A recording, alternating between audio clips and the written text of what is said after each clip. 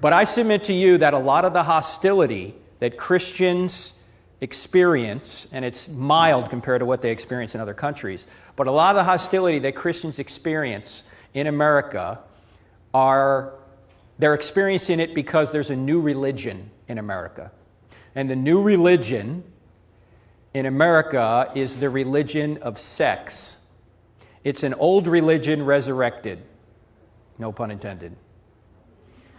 And what I mean by that is that you notice the battles that we have culturally. They're all surrounding sex, right? Abortion, same-sex marriage, now it's contraception that have to be paid for in the Obamacare and all this. It's all these cultural things. It's all about sex. The University of Nebraska wants to keep Chick-fil-A out of their, or at least some students do, off their campus because the CEO believes in traditional marriage.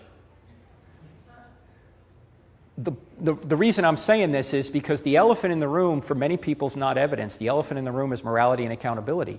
They don't want there to be a God, and they don't want you, if you're a Christian, to impose your morality on them. That's why there's so much heat. That's why there's so much aggression. That's why people will shout you down and get mad at you, because they think you're going to try and take away something they don't want taken away. That's really the issue. There are so many implications that come from this. It's more political than it is intellectual. Do you guys disagree with that? That's really the elephant in the room.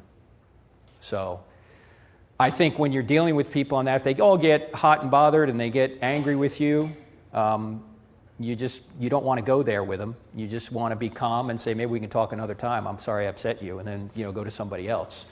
But Greg Kokel's book is great on this. And I'd highly recommend you get it. Just let me give you a few questions you can ask people when they say things. These are from his book. The first question is, what do you mean by that? Like, for example, Mr. Carpenter asked me the question about evolution. Do you believe in evolution? My first question is, what do you mean by evolution? It means so many different things to so many different people, right? You got to define your terms. Second question is, how did you come to that conclusion? Somebody says evolution is true. Oh, macroevolution is true? What evidence do you have for that position? What's your best evidence, right? Third question is, have you ever considered that the evidence that could be used to point to a common ancestor could equally be used to point to a common creator or common designer? So those three questions, what do you mean by that? How do you come to that conclusion? Have you ever considered, can help you move a conversation forward.